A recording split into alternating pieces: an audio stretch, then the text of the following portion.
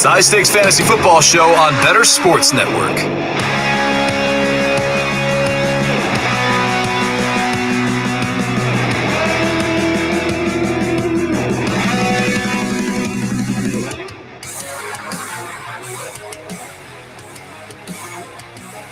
Happy August 10th, ladies and gentlemen, and welcome in to the High Stakes Fantasy Football Show exclusively on the Better Sports Network and some FFPC social media channels as well. I'm your host, Eric Balkman. You know me from the FFPC, the High Stakes Fantasy Football Hour, the RotoViz High Stakes Lowdown, and I am joined tonight by a guy who you know from the Fantasy Sanctuary. You know him from Football Outsiders. You know him from FantasyPros. Please welcome in. You already follow him on Twitter, by the way, at NFL_T-Strack.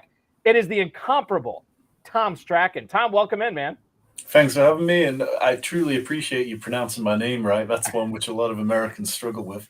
I am not a lot of Americans, although I will screw up a lot of other stuff tonight, Tom, just to make up for it. So you say this. Now, let the listeners know you are in the United Kingdom right now, right? Yeah, that's right. I live in Newcastle in the northeast of England. Lived here for vast majority of my life, and this is good. This midnight my time, it's slowly just changing my body clock, getting ready for the season to start, and get an awful lot less sleep for 17 weeks. Yeah, this is so wild. So I want to get into it. Number one, I want to tell you right now, my sister-in-law lives, or she used to live, just outside of London. Don't ask me where, because I will forget. She literally just moved to the States here. What is today, the 10th? She got here yesterday. And because she married, obviously, my brother-in-law, and it's kind of a weird situation that I have you on tonight, right the day after she gets here from the United Kingdom. How does a guy overseas, across the pond, get into the National Football League? So, I mean, I kind of got into it way back in like 2006 or so. I was at university playing soccer on a soccer team, as like, plenty of people over here do. And a couple of friends on the soccer team got me into watching it a little bit. We used to have a big Super Bowl party every year for the entire football team, which would always get a little bit wild. People would come away with shaved heads, mohawks, various sort of like eyebrows shaved off or whatever. And for a few years, it just slowly kind of built for me, being more and more interested. I went to some of the very first London games when the NFL was coming over here. And then I discovered the Baltimore Ravens, who really sucked me in. Like Ed Reed and Ray Lewis they were the first players. But when I watched it as a casual viewer, and it's a tricky game to get into, but they forced me to take notice of the defense. They forced me to pay attention to that side. And then it kind of, I was a casual fan for a while. And then, like many things, COVID hit. I work in the TV industry by day, and everything shut down for 6-7 months. And I was looking for things to do. Started doing little bits of blogs and writing about fantasy NFL and stuff like that. And it just kind of grew and grew. And here we are a couple of years later, and people keep wanting to hear what I've got to say. I promise the viewers tonight, we will get into fantasy football, but two quick questions as a follow-up to this. Number one, you work in the television. You are an award-winning television editor, correct? Yeah, that's right. I work in TV drama as an editor. I've kind of worked on a lot of kids dramas and a lot of things that people over this side of a pond would know, but nothing that's kind of made it over to your side yet. But that's the goal, to get onto the big stuff. And the big stuff, like right now, there's a huge strike going on in the States, as I'm sure you're aware of. Are you guys noticing, or I don't even know, is SAG-AFTRA, is that like an international thing? Or are you guys definitely noticing? It is international. So you guys are feeling the same pain we are with content creation right now. Yeah, definitely. And so many American TV production companies come over here because of tax schemes and bits like that, where they come over here to film, and we've got so many good studios. But it's rippling through the entire TV industry. I mean, I'm lucky that I'm working at the minute, but it's been by far the quietest year of my professional life. But on the flip side of that, it's meant that I had more time to get the Fantasy Sanctuary up and running on our YouTube channel. I've wrote more articles this year than I've ever wrote before, and it's been a lot of fun. It's been a lot of fun ingesting and consuming that content that you're creating, not only for the Sanctuary, but for FantasyPros as well. And how much are you still doing with Football Outsiders? I know you still dabble in with those guys, right? Yeah, I haven't wrote for them since the last bit I did was the Super Bowl. Okay. With Champion Game.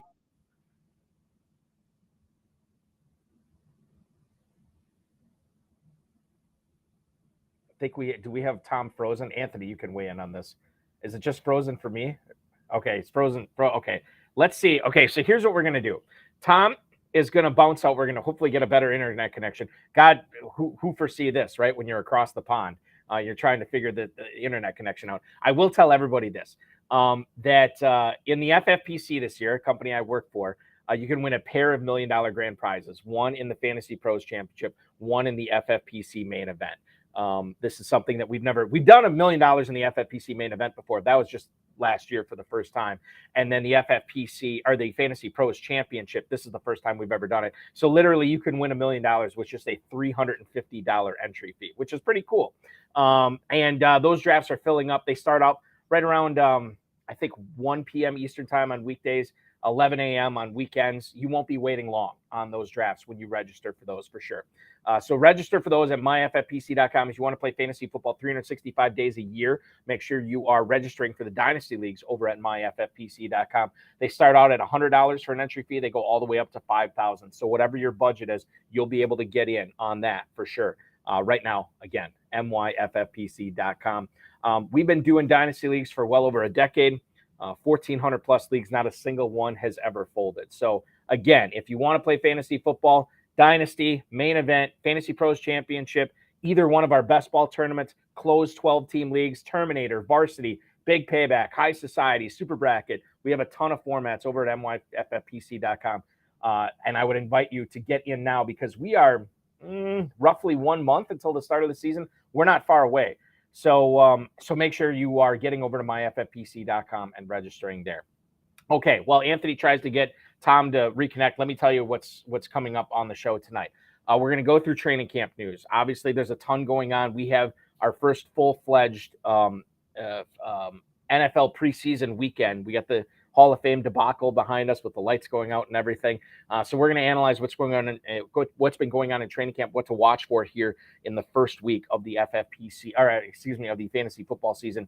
And then coming up in the second hour, this is something I've been trying to do a little bit more of, the running back report. I think running backs are, whether you believe in zero RB or whether you robust RB or whatever, I think running backs are very, very important to fantasy success, whether you're waiting on them or whether you're drafting them early.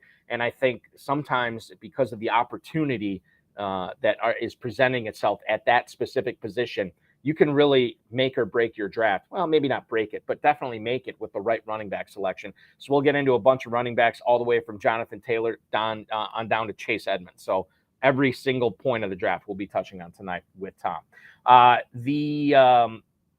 Where do you stand on segment? We'll be back. We're going to find out where Tom stands on certain players, including but not limited to A.J. Dillon, Rashad Bateman, Kyle Pitts, and many more. And then if you're not familiar, and you should be by now because the Better Sports Network has been re-airing a lot of our live broadcasts that we did of the 2023 FFPC Pros versus Joes Challenge.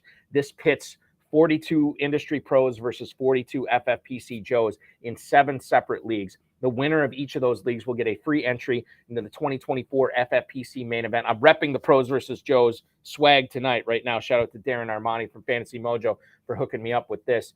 But each one of those league champions will end up getting a free FFPC main event entry and compete for $1 million grand prize next year. Tom is in one right now. He's in the slow draft. It's still going on right now. We'll get his thoughts on it coming up in the final segment of today's show because he's put together a very interesting squad, a very good squad too, and some interesting picks there that I want to touch on as well. Tom is back here right now. Tom, let's get into it here right from the start. This is something that I feel like a lot of high-stakes players, I know you're paying attention to this as well, the Kansas City Chiefs wide receivers. Sky Moore, according to Jesse Newell, who covers the Chiefs, said that Moore is actually seeing every single rep with the first-team Chiefs offense, Patrick Mahomes, when they have 2 receivers on the field. It's been him and Marquez Valdez-Scantling with Justin Ross mixing in later, with Rashee Rice mixing in later. Sky Moore. So this is a guy that I think is pretty compelling. And when you look at this, Tom, he has ascended up to, God, I want to say, I should look it up right now on Darren Armani's Fantasy Mojo website here. But he is like going in the 8th round right now. I'm going to look at it right now just to make sure I'm not butchering that. But Sky Moore has moved up to the end of the 8th round, early 9th round, wide receiver 45. And I got to tell you, they invested heavily in the draft capital last year to get Sky Moore, and now he's on this team. With now he's on the first team this year. This is a player that we should be paying attention to. And I got to be honest with you, I think this guy is going to rise up even more in drafts. Get your shares of Sky Moore now before he goes up. How do you feel about it? Yeah, I feel like we've kind of hit a point where it's definitely an easier click now than it was at a certain point a few weeks ago. I think, you look at what he did last year. We know that rookies struggle to make an impact under Andy Reid at times, but he played 47% of his snaps from the slot. And with Juju Smith-Schuster moving on, it just feels so easy to allocate him a larger portion of them. It would have been a lot easier to buy into the hype if he'd had a real breakout last year, but he only had one target inside the red zone, scored his only touchdown in the Super Bowl. But you look at what the Chiefs have, and you're talking about Kadarius Toney, who can't stay healthy, and then you've got MVS, who's locked into the vertical part of the Chiefs' plans, and then you're talking about Rashee Rice and other players who really, Richie James could be a slot monster. We saw him have a really good season with the Giants last year. But the Chiefs have draft capital invested in Sky Moore, and I'm convinced that they do want to see that come good. When you look at the Kansas City Chiefs ADP wide receivers, strictly wide receivers, the number one wide receiver being drafted in Kansas City right now is Sky Moore. He's moved ahead of Kadarius Toney, who has fallen basically to the mid-9th round as opposed to the early 9th round where Sky Moore is going. Rashee Rice is a mid-12th round pick. Justin Ross is going in the mid-16th, Marquez Valdes-Scantling the end of the 16th, and Richie James in the middle of the 18th. It's not often that you see 6 receivers being drafted from one team in a 20-round, 12-team draft like the FantasyPros Championship, but we're seeing it right now, and right now Sky Moore is leading it. So, and I'm telling you, I agree with everything you're saying. If you are drafting this weekend or drafting tonight in the FantasyPros Championship, get Sky Moore now because this guy has 7th or maybe even 6th rounder written all over him. All right, I know you have some. I shouldn't put words in your mouth, Tom. I feel like you have some strong-ish feelings on the Chicago Bears offense this year, and I'm going to kind of let you wax poetic however you want on it, but with knowing that the reason we're talking about it here is Chase Claypool apparently had a hamstring injury yesterday. I don't know if he practiced today. I don't know how, basically from the beat writers I'm seeing, it wasn't a serious thing, but it's what's interesting about the Bears is it is like brand new this year. Like you're looking at Justin Fields trying to become the prolific passer that he was at Ohio State, in addition to what he was already giving you on the ground. DJ Moore is now a Chicago Bear. That didn't happen last year. Chase Claypool has the full offseason. He will be on the Bears for the full season this year. And oh, by the way, Darnell Mooney on the men, he's going to be back, and they just gave Cole Kmet a boatload of money. As you look at the Bears offense this year, and I've seen it from both ends, Tom, I've seen a lot of people talking them up. I've also seen a ton of people telling me to ignore them. Where do you fall in on the Bears offense? I think it's completely fair to think that this Bears offense is going to take a step forward. They've done plenty of the right things around Justin Fields. They've put draft capital into the offensive line. They went out and they made acquiring a wide receiver 1 in DJ Moore a priority.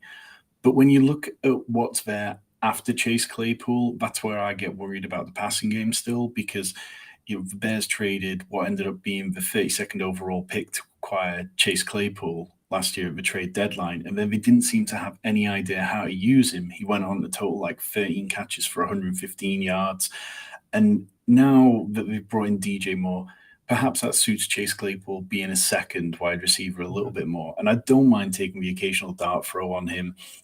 We're only a few years away from him being like a top 5 dynasty wide receiver. And now he's going as wide receiver 83 in FFPC best ball. So I think it's completely fine to take shots at him if you're buying in on them. But, this Bears offense, they averaged 12.8 passes completed per game last year. Justin Fields was incredibly inefficient. He ranked way low towards the bottom of passing EPA numbers. So I don't, Justin Fields is being talked up as one of the people's favorites for betting in the MVP market. And that seems crazy because you'd really want him to be a far more efficient passer to be able to make that bet. So I'm kind of a little bit hesitant. I think I'm more interested in the running back position, to be honest, when it comes to the Bears. I think there's loads of opportunity and ambiguity across Khalil Herbert, Roshan Johnson, and even Donta Foreman. Let me ask you this. When you talk about the Bears running backs, Khalil Herbert is the first off the board, but not until the 9th round, Tom. running back 39. Roschon Johnson has actually fallen. He was actually closing the gap between himself and Herbert. And now you see Mooney, or not Mooney, you see Johnson falling a little bit. He's now an early 12th round pick. So now you're talking about 2.5 rounds roughly separating those guys. And oh, by the way, don't forget about Deontay Foreman, who's going in the mid 14th round. What if somebody's drafting in the Fantasy Pros Championship for $1 million? What do you suggest they do in regards to the Bears running back situation, especially if they're a volume drafter, or maybe they're drafting a 3-pack where you get the $50 discount? If they're drafting multiple teams, would you advise, hey, maybe get a share of Herbert, maybe get a share of Johnson, maybe take a chance on Foreman late? Or are you kind of presiding over one of those three as the guy to own in Chicago this season? I mean, my most aggressive stance is on Khalil Herbert there. I think we've seen him be efficient at times. He outcarried David Montgomery at times last season. He outproduced him on a number of metrics. And I think now we're going to see Khalil Herbert with a real opportunity to shine. There's talk out of Chicago that Khalil Herbert's made massive jumps in terms of his pass blocking, and that Justin Fields has been using him as an outlet in training camp. And much as I don't want to buy into that too much, it's nice to see that as a positive report. I would also say, though, if you're building a team where you've got 3 running backs in the first 6 picks, Roschon Johnson is the kind of upside pick that I like adding for later on in the season, because he is the clear best pass protector on that team just from day one. And he is going to see the field. He's going to have a role. And it's not crazy to imagine a situation where by week 17, he's seeing the majority of the snaps out of the 3 of them. And I think that's a good point to bring up too, because we're oftentimes we always look at the season as a whole, but quite frankly, Fantasy Pros Championship, you're drafting for those big money weeks at the end. And that's important to keep in mind when you're looking at these Bears running backs, of who is going to be the guy excelling in those money weeks. Now, money weeks, excuse me. Tom, we have a question in the YouTube chat from our good buddy Randy Miller.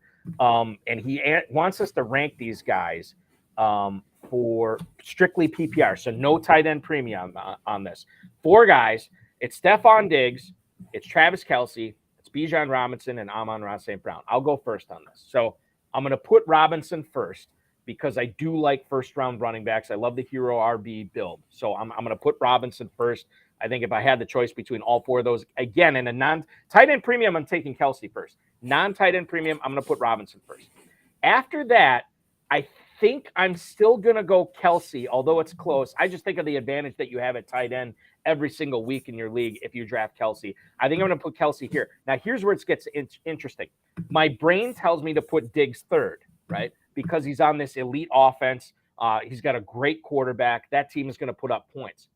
My heart is telling me Amon-Ra St. Brown. No, not because I'm a Packers fan, because then my heart would be saying, what are you putting Amon-Ra St. Brown up there for? But I'm going to say Amon-Ra St. Brown because I absolutely hate the Lions defense this year. I don't think they did enough in free agency. I think Gardner Johnson is all right. I think Campbell, the linebacker they got out of Iowa, is all right. I don't think it's enough, and I think they're going to be in a lot of shootouts this year. That said, I love Goff. I love Gibbs. I love Laporta. I love Williams to a certain point. And then for sure, Amon-Ra St. Brown. So my heart is saying, hey, you should put St. Brown above Diggs. Still can't do it. It's close for me.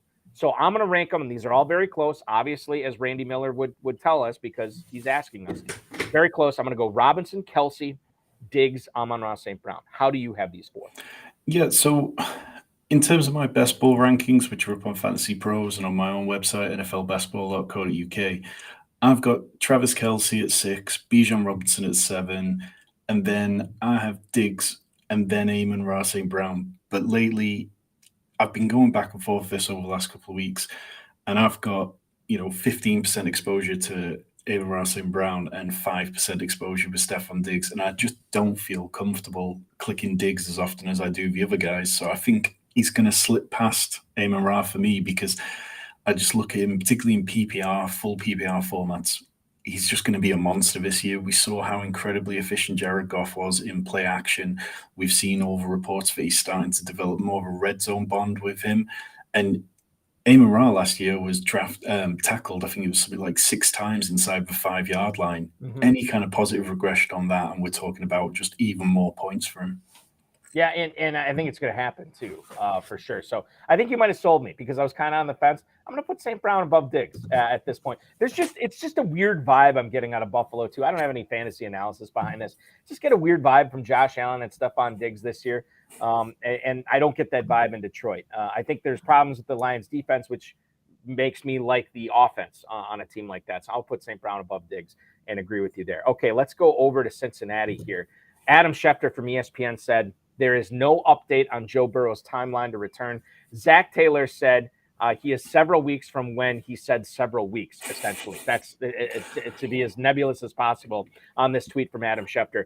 And I think not necessarily for Joe Burrow do I want to ask you this, because Burrow, it was weird because he was going above Lamar Jackson in the Fantasy Pros Championship when Jackson had his contract stuff going on. And then he got inked, and then he got paid, and then he started moving up. And then Burrow got hurt, and now they've totally flip-flopped. In fact, Burrow is in the early 5th round, where Lamar Jackson is now in the early 4th round. So Burrow is comfortably at quarterback 5, but the Justins are not too far behind him in Herbert and Fields.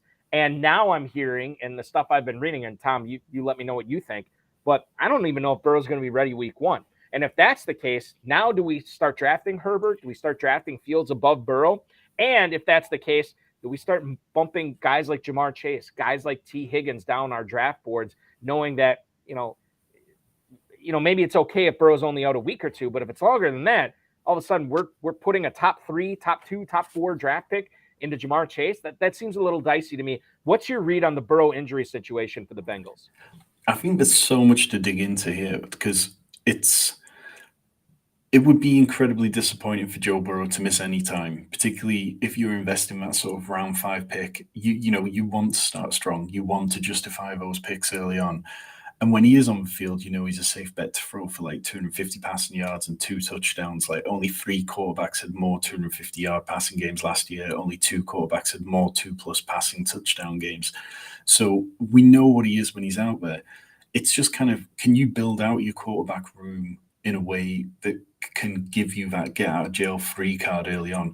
So if you're going down the kind of Rotoviz idea of 2 quarterbacks in a window and picking your second quarterback before like round 11, then you can and then stopping at 2 quarterbacks entirely for your team, then you can probably get away with it. I think that's fine. And I do think Joe Burrow is such a competitor that he's going to want to be out there. He's going to want to be on the field early. We saw how he recovered from his ACL injury last year when he had appendicitis. He doesn't want to be off the field. He knows that the AFC North is going to be a very competitive division, and he's going to do everything he can to make sure we're winning every single game. But if we get another week down the line and we're not getting any kind of hints of positive news, and if Cooper Kupp is suddenly back to practice and looking healthy, then I think Cooper Kupp's going to leave Jamar Chase for me. What about, let's do a quick would you rather here. In the Fantasy Pros Championship, tight end premium, let's say you have the 3rd pick and Kelsey and Jefferson are gone, Tom.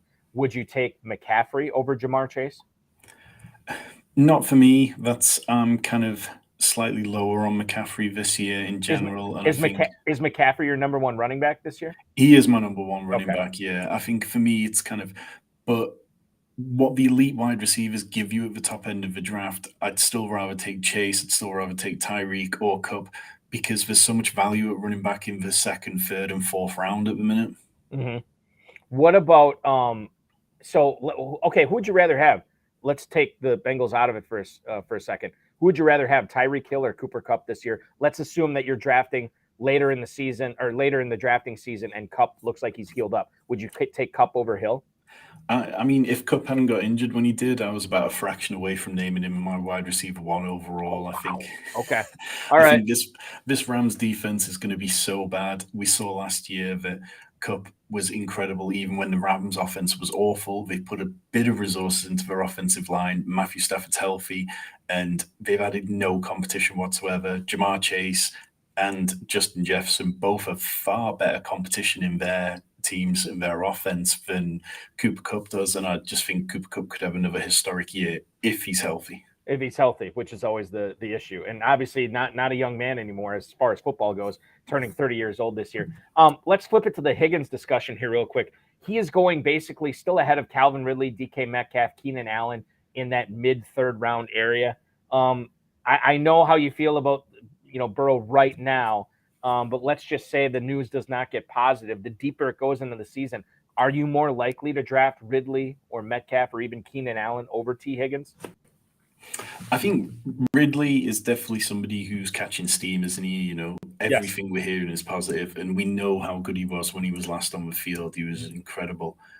So I'm not against that one. I think T. Higgins, we saw last year when Jamar Chase came back and was healthy after his hip injury, he was a complete target hog. He had like double-digit targets throughout the playoffs and the last few games of the season, apart from like one game. So I can see that one being where I'd be willing to make a bet on Calvin Ridley. DK Metcalf, I'm slightly lower than consensus on. I'm very high on Jackson Smith-Njigba and Tyler Lockett, so perhaps not there. But yeah, I'd be taking Devonta Smith ahead of T. Higgins as well if we get these kind of little bits of bad news. Let's move on. Okay, I know that was sort of a quarterback question, but it really wasn't. Let me ask you a true quarterback question here. Anthony Richardson listed as the co-starter with Gardner Minshew on the initial depth chart from Colts.com. However, we found out that he is indeed starting the first preseason game, is Anthony Richardson. When you look at a player like him, in Richardson I'm talking about here, Tom, he is going as a fringe starter, basically. He is the quarterback 12 right now, behind Tonga Bailoa, behind Prescott, but still ahead of Cousins and Daniel Jones. Let's expand this to an entire discussion of the Colts wide receivers as well. And maybe not the entire, maybe let's just talk about Pittman here. But Anthony Richardson as tight end 12, is he the type of guy, and I know you're the best ball expert, is he the type of guy that could be a league winner, right? If you nail that Richardson pick right. And then how are you treating Pittman based on how you feel about Richardson in drafts right now? Yeah, so with Anthony Richardson, it just all comes back to the rushing. If they can get him rushing at a level where he's not getting injured, it's not affecting him to the point where, that's all he's got. Even when we saw Lamar Jackson come into the league in 2018, they were so scared to open things up for him that it really was just a very rushing heavy offense all the way through to the playoffs, where eventually then they were down heavy against the Chargers and had to unleash it. But for fantasy, you look back at last year and there were 27 instances of a quarterback scoring 30 or more points during the fantasy season. Of those 27 instances, 2/3 of them, 18, featured a quarterback who rushed for 5 or more attempts. So we know that all the top fantasy performances from quarterbacks are coming from players who are able to add something more on the ground. But it's also the top 12 performances as well. Like last year, there were 80 instances of a quarterback who rushed for 39 yards or more, and 66% of them resulted in top 12 weekly finishes. So it just seems impossible to me that the Colts have this absolute unicorn of a player, this freak athlete who we saw just destroy the combine, that he's not going to be able to rush 6, maybe 7 times a game and pick up 30 to 40 yards on average, and then pick and choose his moments to pass. And there's a lot of people who seem to think that Anthony Richardson is a bad passer of a ball. He's definitely underdeveloped, but he's got a lot of good mechanics and a lot of things that go right at time. He just needs to find more consistency. But he's absolutely elite at avoiding sacks. And if you're not taking sacks, then you're not putting your offense into negative yardage situations, then you're not having to throw the ball more aggressively all the time, then you can keep just picking up the running game.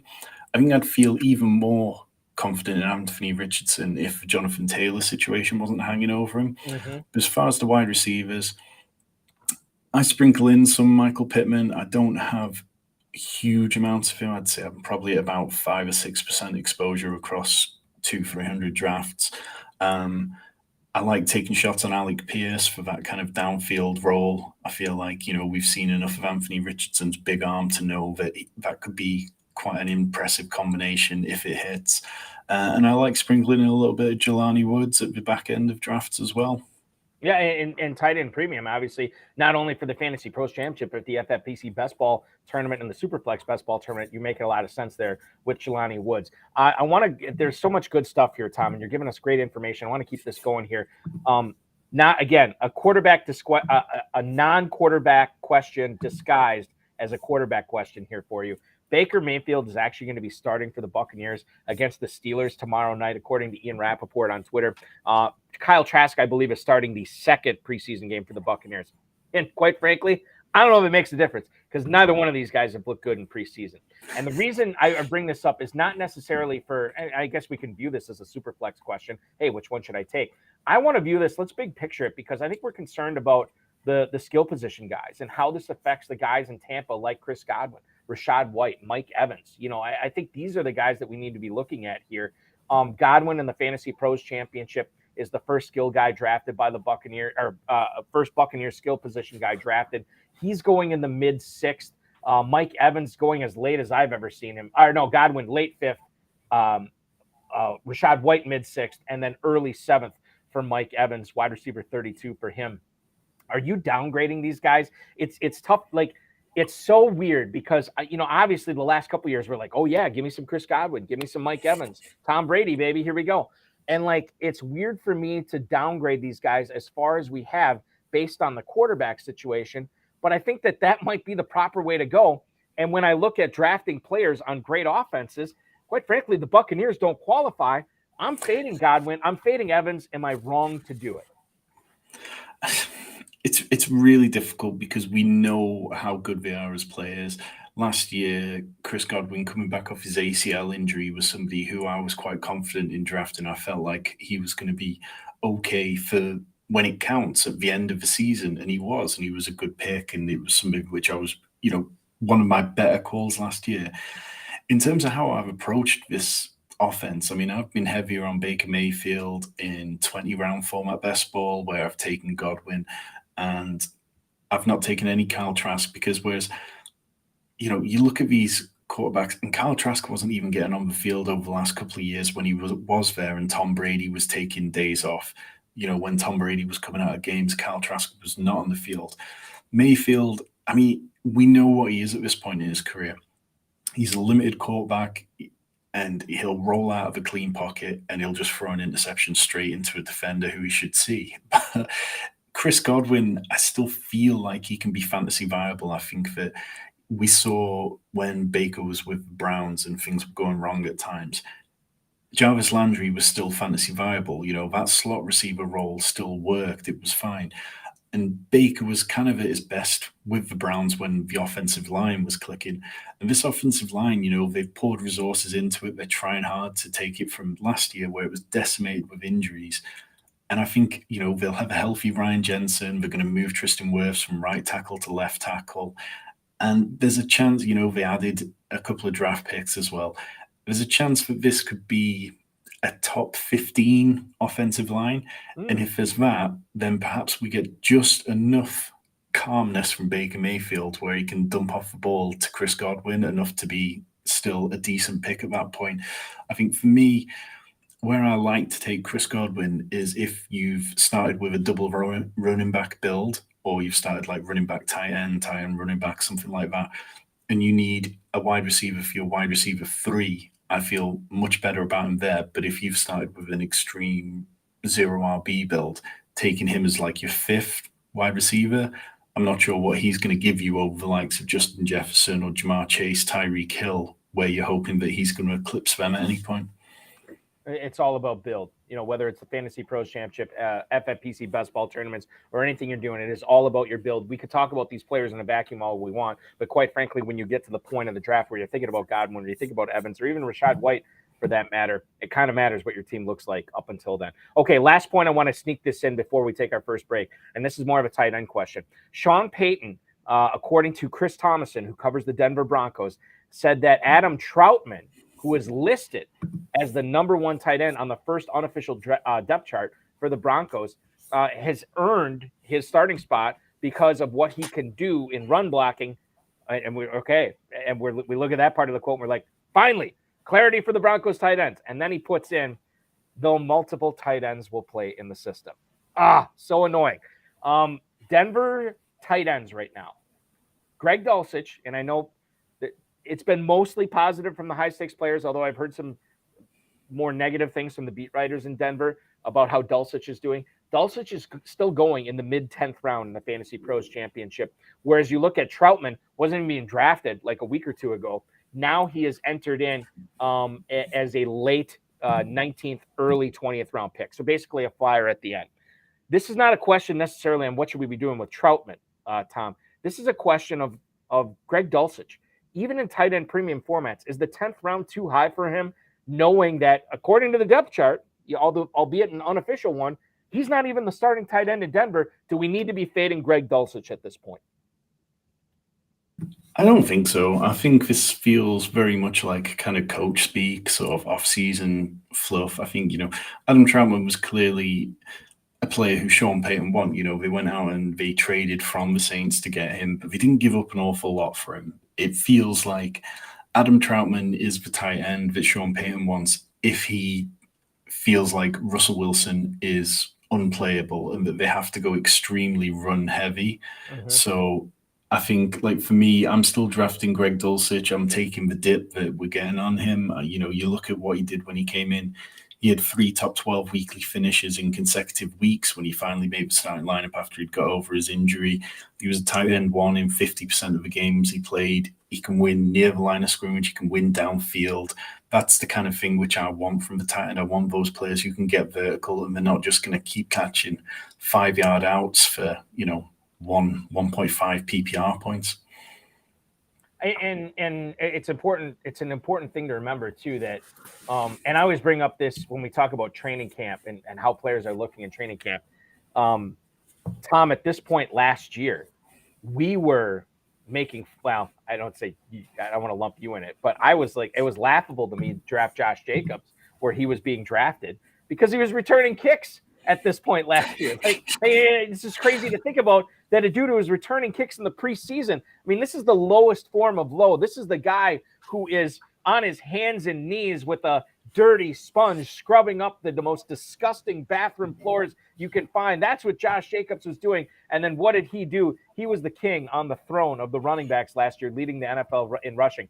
And this is a reminder, as much as people want to downgrade Greg Dulcich right now, a lot of people out there do. I think you raise a good point. Not so fast, my friend. Maybe let's keep this dude in mind going forward, and maybe you can buy the dip on him for sure. We are just getting started here tonight on the High Stakes Fantasy Football Show on the Better Sports Network. When we come back, it is the running back report. We're going to get Tom Strachan's insight into a lot of the running backs that are making news right now, including Kenneth Walker, including Zamir White, Josh Jacobs. Let's talk about them as well. And then, of course, the Jerome Ford injury. We're going to touch on that, what it means for the rest of the Cleveland backfield, as well as Nick Chubb. You're watching the HSFF show right here on BSN. He's Tom Strachan from Fantasy Pros. I'm Eric Balkman from the FFPC. Don't go anywhere. We'll be right back after this. The High Stakes Fantasy Football Show with Eric Balkman. Better Sports Network. Collectible moments. Everybody up here at U.S. Cellular. Sox 5 runs, 6 hits. The 2-1 to Bartlett. Swing, chop to short. Ramirez has it, throws. Burley picks the perfect game. His second no-hitter. People going crazy here at U.S. Cellular. He's mobbed by his teammates. A perfecto. Now there's a steal by Bird. Underneath the DJ, lays it in. Right out, 1 second left. What a play by Bird. Bird stole the impounding pass. Laid it up to DJ.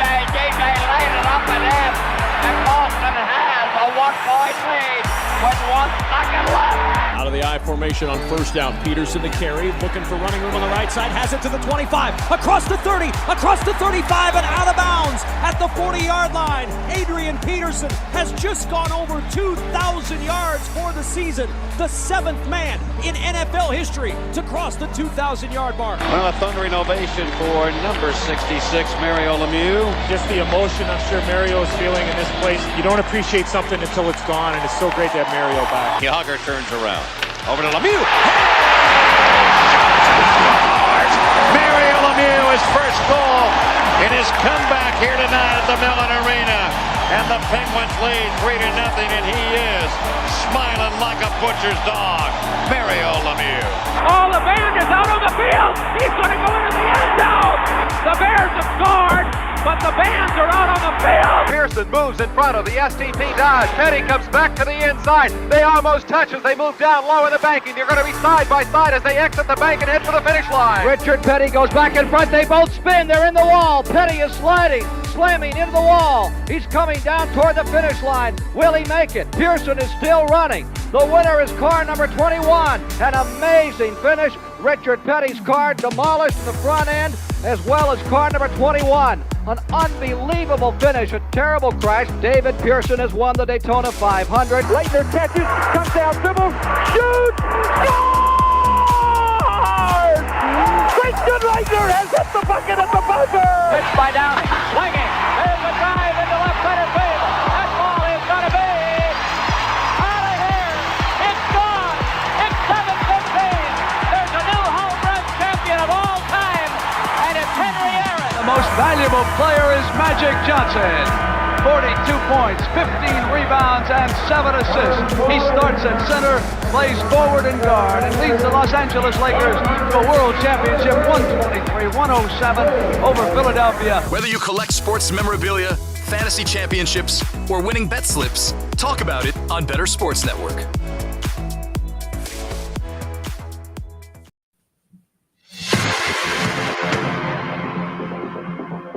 It's the High Stakes Fantasy Football Show on Better Sports Network.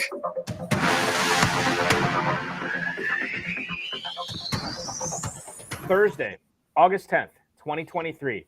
You'll always remember this day. Why? Because this is the day you started a free 7-day trial of Fantasy Alarm's All-Pro subscription to get the Fantasy Football Draft Guide and cheat sheet for free. Just go to fantasyalarm.com/draft, fantasyalarm.com/draft. I am talking with the football outsider himself. I am talking with the caretaker of the Fantasy Football Sanctuary. I'm also talking about with one of the pros from Fantasy Pros. You follow him on Twitter at NFL_T-Strack, Tom Strachan from Fantasy Pros, Fantasy Sanctuary, and Football Outsiders. I'm Eric Balkman from the FFPC. We were talking a lot about, normally I don't like to dedicate that much time to quarterback discussions in the first segment of the show. So I'm going through withdrawal right now. Let's go get into a little running back discussion here. And Tom, one of the great things about hosting the show every week here on the Better Sports Network from 7 to 9 is to pick the brains of some of the industry's best, yourself included. We have talked a lot about Jonathan Taylor over the course of the last 3-4 weeks on this show. Have not gotten your opinion on this. Now, Ian Rappaport tweeted out that Taylor is going to be away from the Colts on an excused absence. Shane Steichen, the head coach for the Colts today, said that he expects Taylor back, I believe, next week. I don't know what to read into this. This is one of those Dobbins things. It's one of those, issues where I'm not really sure if this is contract related, if it's an injury related, if it's a mixture. I don't know what to believe. What I do know is this: Taylor is falling in the Fantasy Pros Championship, his ADP. This is a player that was going as the 101 or the 102 last year, had a bad season because of injury. And now this year, because of the contract stuff, because of the ankle cleanup stuff, now we're seeing Jonathan Taylor fall to the 3rd round on average. Not even like I've seen him go in the 3rd round a couple of times. He's gone as late as the end of the 3rd round in the Fantasy Pros Championship over the last 3 days. On average, he is dipping into the 301, 302 area. Is this the time to pounce on Taylor? Or do you think his value could even fall further? How are you handling Taylor in your drafts right now, my friend? I think it completely depends on how aggressive you were being on Jonathan Taylor before. If you were buying in on Jonathan Taylor going, okay, well, this rushing quarterback, Anthony Richardson's going to be there. And quite often we see running backs become extra efficient when they are running behind a dual threat because it's harder for the defenses to defend. They're spread out more. They're trying to account for more things. If you were buying heavily onto Jonathan Taylor at that point, then you should absolutely be buying the dip. I think if you were nervous before, then this isn't a situation where you start going, okay, well, now I need to go all in on Jonathan Taylor because, last year he'd regressed massively from where he was in 2021. He went from being the RB2 in points per game in 2021 to RB19 last year. He between weeks 3 to 8 last year, he had 76 attempts and 0 touchdowns to show for it. And he was averaging 13 receiving yards per game. And yes, the Colts were a complete mess. The offensive line was a mess. Matt Ryan was a mess. But Jonathan Taylor wasn't able to create magic in the way that he was.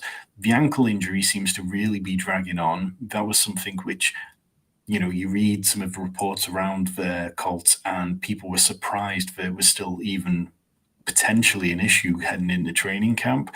So I think it's a combination of that and the contract. And I don't mind taking little dips on Jonathan Taylor now and again. And when he slips past his ADP, and if you can get Jonathan Taylor at the back end of the third round, then yeah, absolutely, I'll be taking that. But it's not an auto click for me. It's not the kind of one where I have complete confidence everything's going to get sorted out and that he's going to return to being the RB1 overall. Excuse me. Given the history of running backs who are playing behind a running quarterback, does that knock Taylor down? Even when you're talking about him in the mid or even late third round, does that knock Taylor down, understanding the fact that it's very, very difficult to have a very good running quarterback and or I shouldn't say very good, a guy who has the talent to be a very good running back at quarterback and a talented rusher in the backfield. Those often don't mix too well. Does that knock Taylor down even to the point where you're like, okay, you know what? There's so many other guys I like here. I'm going to let him be somebody else's problem. Yeah, I think it's very difficult to see Jonathan Taylor being a difference maker in the receiving game this year because we've got so much evidence that rushing quarterbacks they're not looking to check down because it's so much easier for them. The lane is open for them to just go and run instead and to pick up a similar amount to what they think they're going to get from checking it down. So when you tie all that together, it becomes increasingly difficult to make an argument in favor of Jonathan Taylor, apart from just going back to what we saw in 2021 when you're going, okay, well, he looked elite, truly elite that season, and he broke off so many big runs. But outside of that, I really struggle to make an argument for it. It's just a portfolio building exercise for me at this point in terms of if you're doing several hundred drafts, then it's very easy to do it. But yeah, I mean, in terms of pros versus Joes, fantasy championship or main event, those kind of ones, you've got a lot of cheese on the line and you're trying to decide what to do. And Jonathan Taylor, that's why he's slipping because a lot of people just don't want the headache. Yeah, and yeah, why would you? I mean, I'm fine with dealing with a 10th round headache or a 9th round headache. That's fine. But when you're talking about a guy with Taylor going in the third round, man, I see a lot more paths to misery than to success with that. That's just the way I view it. Now, here's another, maybe on the flip side of the coin, maybe not. I don't know how you feel about this. Pete Carroll said that Kenneth Walker, while he hasn't practiced since the first day of camp, they don't consider his injury serious. Brady Henderson tweeted this out. Now, it's Pete Carroll, right? So he's going to be always captain positive with everything regarding his players' injuries. What I've noticed in the Fantasy Pros Championship, Kenneth Walker was like almost a borderline first-round pick back in March and April. Almost. Normally going in the second round. Then the Charbonnet incident happened, and then he plummeted. Then Walker got hurt, and then he plummeted again. I am seeing a tiny bit of a bounce back right now. Kenneth Walker was going sometimes the late 5th, sometimes early 6th. He settled in. I don't want to say settled in because this is only like 3 or 4 days of data here, but he's basically being picked in the mid 5th round right now. He is the 17th running back off the board. You can get him as your second running back pretty comfortably right now. How do you view Kenneth Walker if you're drafting right now and you have to make a pick? Does he make sense for you in the mid 5th round? I'm okay with Kenneth Walker in like hero RB builds. If I've got running back in the first round and then adding Kenneth Walker in round 5, before then adding another running back at sort of like round 8 to round 10 around that area, so that I'm leaving the first 10 rounds with 3 running backs. And that third running back needs to be one that I'm confident has a good role to start the season to make up for any time which Kenneth Walker misses or if he's slow out the gate. I think the big ding on Kenneth Walker this year is Zach Charbonnet. Last year when Walker was in Seattle, they didn't want him to be an every down running back from the get-go, but obviously Rashad Penny got injured. And last year, Walker, we know he's not an elite receiving running back. He's not out there running routes like CMC does and just, juking defenders out of their shoes. But he got 21% of his fantasy points from the receiving game last year. Like, that's not an insignificant amount. And if he's not going to get that, Charbonnet, is not a zero in the running game. He's a good runner. He's he was only drafted 11 slots behind where Kenneth Walker was drafted. it doesn't seem outlandish to suggest that by the end of the year, Charbonnet could have flipped this to be like 60-40 in his favor. But I do like Kenneth Walker more so in best ball format because we've seen him. He's such a boom bust player. He can rip off those big runs, but he can also give you 3 runs for 6 yards and stuff like that. So I'm more tempted by him in non-managed leagues like best ball than I am in managed rosters. Yeah, it's weird to think of Kenneth Walker, a bruiser, right? A volume guy to be thinking about as more of a best ball pick. But you laid it out why that might be a smart play this year for fantasy players. One of the I don't think I'm being known for this yet, although it's been going on the last couple of years, basically ever since Josh Allen became an MVP candidate. Anytime I have an opportunity on this show, the HSFF Hour, the Road to Biz High Stakes Lowdown, and I bring on whether it's somebody in the industry like you, Tom, or somebody who's a high stakes player, accomplished high stakes player, I always ask them about the Bills running back situation, right? The Bills running back situation is fascinating to me, almost as fascinating as the Kansas City running back situation. And the Bills, they let Singletary go. Okay, wheels up for James Cook, not so fast. Damian Harris gets signed by the Bills this year.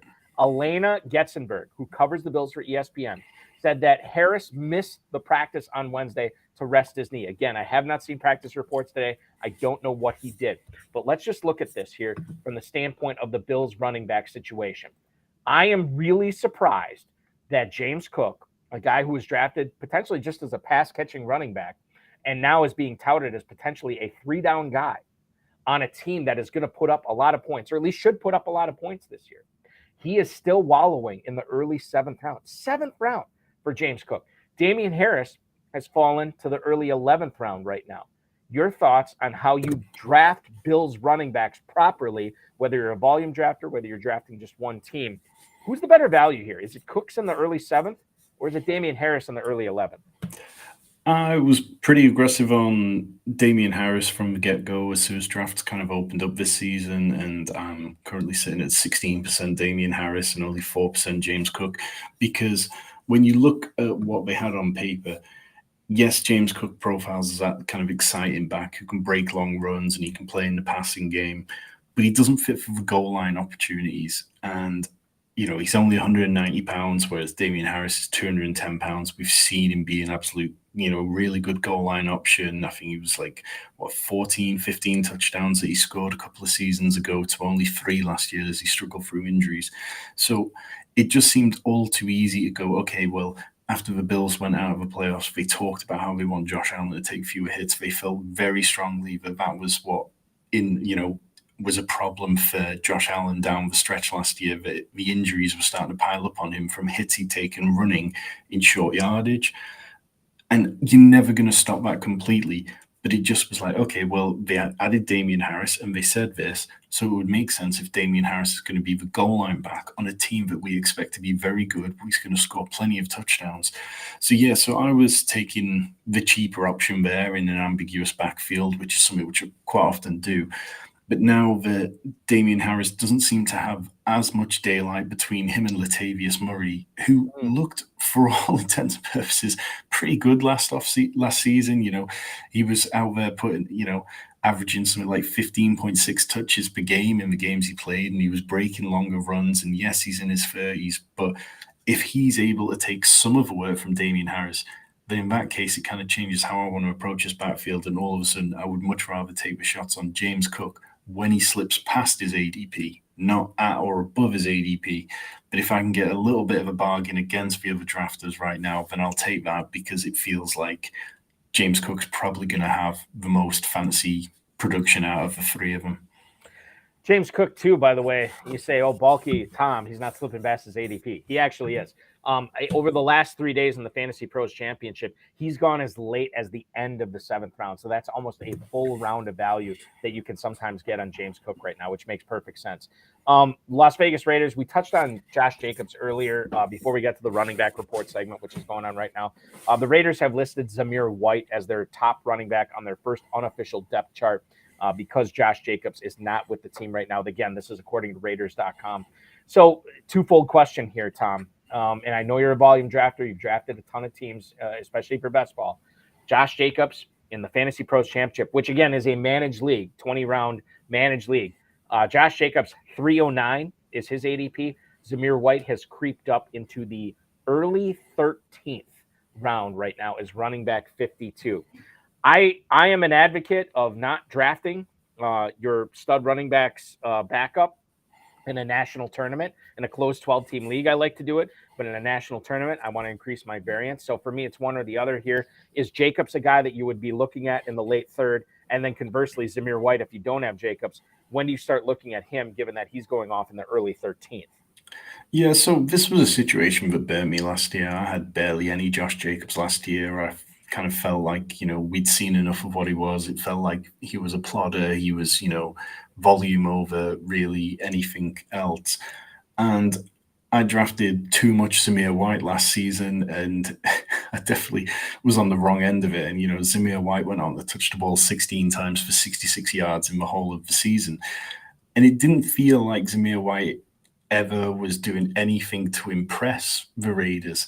So I have a hard time now suddenly going, okay, well, if Josh Jacobs does hold out into the season, thinking that Zamir White is suddenly going to become good, or at least good enough to sustain this backfield to a point where they keep him out there for drives. I think if you want to take a dart throw, Amir Abdullah, who has been involved in the receiving game, he's somebody that I quite like, particularly if you're in one of these large field best ball tournaments. I think that there's some game theory to taking a guy who's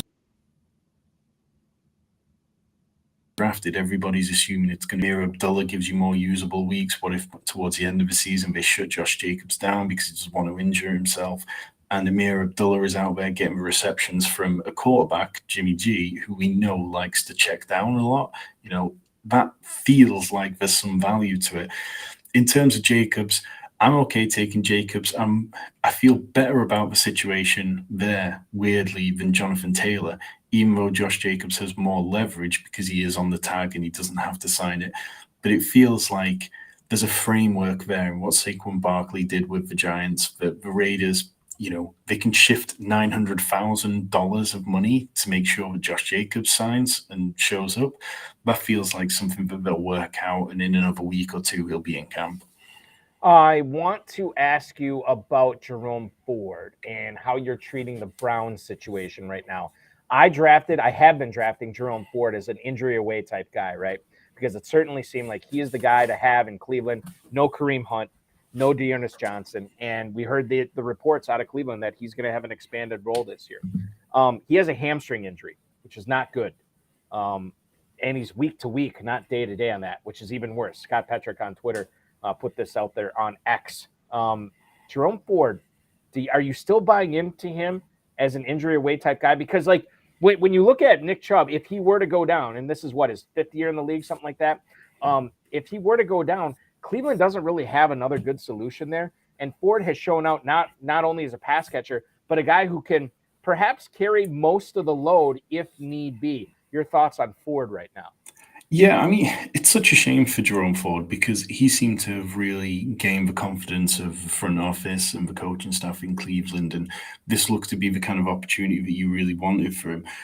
Last year, he had 8 touches, which he turned into 12 yards. Okay, that's fine. Just write it off. It was a rookie season, much like Zamir White. Okay, maybe we're not getting the full picture. But you go back to Jerome Ford's last season in college, and he rushed for 1,319 yards, scored 19 rushing touchdowns as well as 1 through the air. That is the kind of profile of a player that, he's been there, he's done it. There's tape of him being able to do it. And yeah, like you say, Nick Chubb has been an incredibly reliable running back. Over the last 3 seasons, he's averaged, I think, something like at least 87 yards per game in the rushing game. So it just feels like there are so many free agent running backs out there at the minute that the Browns could easily add someone if they feel like this is something they need. I think you look at their cap situation, they're not incredibly flush, but these running backs who are out there, they have zero leverage. Kareem Hunt visited the Colts after visiting the Saints. Would it make some sense to get him back? It feels like that relationship was a little difficult towards the end, but maybe it'd just be the best for both involved because this Browns front office and coaching staff, they absolutely have to win games this year. And with all that money that they soaked into Watson, Like, you don't have the whole, oh, he's been missing for a year and a half. Let's give him a break. He's got to knock off the rust. Like, it's time to go. And I'm actually buying into the Browns offense this year. Cooper and Moore and Peoples-Jones and Njoku, Watson. I like all those guys for sure. Final point I want to bring up on the running back report here. Head coach for the Tampa Bay Buccaneers, Todd Bowles, called Chase Edmonds a jack of all trades in training camp. Now, Edmonds is probably going to be backing up Rachaad White, this according to Jenna Lane from ESPN. They still have Keyshawn Vaughn there. As I look at the ADP right now for Chase Edmonds in the Fantasy Pros Championship, where you can win $1 million at myffpc.com. Running back 73 as the 1805. I still think, and let's open this up to the Rachaad White discussion as well. I still think Rachaad White is being underdrafted by FFPC high stakes players, a guy who is going that you can still get in the mid-6th round, as I alluded to earlier in our Buccaneers discussion. But what about Chase Edmonds in the middle of the 18th? Because Edmonds, the other thing that he does well is he can catch passes here, Tom. Your take on how to handle the Buccaneers, be it in the Fantasy Pros Championship or best ball drafts. It's a really tricky situation because I think what Chase Edmonds does well, as you talked about, is he catches balls well. You know, he was 20th in receiving EPA amongst all running backs last year, but Rachaad White was 11th in receiving EPA. So it's an area which Rachaad White's really good at. What Rachaad White struggled with last year was being a good runner. He was incredibly inefficient. He ranked 140th in expected points added, 51st in juke rate amongst running backs with 50 or more attempts. So what the Bucs kind of really need is a player, somebody like a Gus Edwards who can really add to the running game. But what they've got is they've got two guys who are actually really good at catching the ball. And I'm not sure what it is that Chase Edmonds does well, but is going to see him get onto the field ahead of Rachaad White, who is a player that I kind of eased back on my drafting for a couple of weeks during July and sort of reassessed and looked at where the portfolio was. And it's like, okay, well, Rachaad White's a player who he's in the area of drafts where we've seen league winners come from, whether you're talking about Leonard Fournette, James Conner over the last few years, Josh Jacobs, that sort of round 7 to 10 area. We quite often see players come out of there and perform really well and above expectations at an area where wide receiver starts to just dry up a little bit. So I want to be taking shots at running backs in that range, and I've definitely been adding more Rachaad White in the last few days than I had before. Yeah, I think that's a smart play. I think that's the way to do it, too. That concludes tonight's running back report here on the High Stakes Fantasy Football Show on the Better Sports Network. We have so much more to get to tonight, including a special Where Do You Stand on segment. Tom Strachan, a noted Baltimore Ravens fan, is going to weigh in on a couple of Ravens. Lamar Jackson, he's going to weigh in on Rashad Bateman. Where does he stand on these guys? You might be surprised, or maybe not. I don't know. It's the High Stakes Fantasy Football Show on the Better Sports Network. Tom Strachan from Fantasy Pros. I'm Eric Balkman from the FFPC. Don't go anywhere. Hour 2 starts right after this. The High Stakes Fantasy Football Show with Eric Balkman.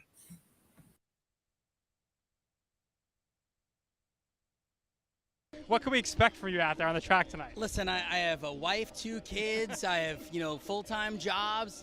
I'm never nervous. I don't even know what that word means. Can you explain what nervous means? No. I'm ready to have fun. I've never done anything like this before. I got asked to be a part of this. This is fascinating. Like, it's so cool to just look around and see what goes on here. So I'm just excited to get out on the horse. And you want trash talk? Is that what you're asking me for? No trash talk. I hope everyone does well. All right. Everyone's going to do well, but it has to be a winner. So give me your trifecta. Who's going to come in first, second, and third? Heat. I will go Maria 1, me 2, Willie 3, Moose goes 4th. Well, it's very simple. I won this event last year. I won my heat, and so the defending champ has to be the favorite. Now, that makes me a little nervous just because I feel like it's hard to repeat. There's a little pressure when you're the favorite, but that being said, I'm still optimistic. So your heat, it's you, yes. Moose and Keith from Better Sports Network, and Willie Colon. I think Keith might be my stiffest competition, and I asked for this because I actually recruited Keith, if you didn't know. So Keith, if you win, you're welcome. Malusis is very good. I mean, he knows what he's doing, but I'm going to go with Maria. Keith is waving to the crowd. He must pay attention because they're off. It's Mark Malusis going for the lead. Maria Marino on the outside, and now Keith Irizarry on the outside with speed, and they're 3 wide into the first turn. Woo! Mark Malusis is locked in for his life. 138 and 2. They're into the stretch. Sportscasters Derby 2. And still in front, Keith Irizarry. And now Mark Malusis is trying to squeeze on through. Come on! Back! Come on! Let's go! Come on, kick it! Dig it! Yeah! Keith Irizarry. Keith, you did it all the way, wire to wire, over Mark Malusis. Awesome! That was so cool! The champ is here! Keith, what was it like being out there? Adrenaline rush, you were doing the Instagram Live, so there was no panic. You looked cool, calm, collected the whole time, and you won it. I felt really comfortable. I did. Like, I know you were joking with me before. Are you nervous? Are you whatever? What are you? David, the driver, was awesome. He's like, we're going to win this. I said, all right, let's win this. And he said, let's go. Yeah, I just felt really comfortable. I did. It was fun. We're in the lead. I got Maria Marino on the right side of me, and I'm like, oh my gosh, she's going to beat us, right? And then out of nowhere, you see Moose coming up this way, and we feel him breathing down our neck. And I'm like, Moose no! on the loose. Watch out. Moose was definitely on the loose, and we just got Moose by a neck, a nose, whatever you want to call it. Yeah, but again, all of this for a great cause, and it was absolutely awesome to do this. It was cool. All right, Keith, congratulations. And no matter what, you could always hold this over Moose's head.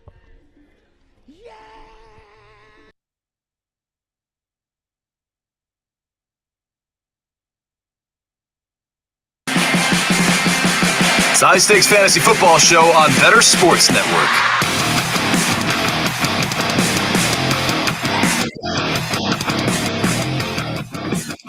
If you like playing fantasy football every single day of the year, and quite frankly, why wouldn't you if you're watching this show? Register for Dynasty Startup Drafts now at myffpc.com, myffpc.com.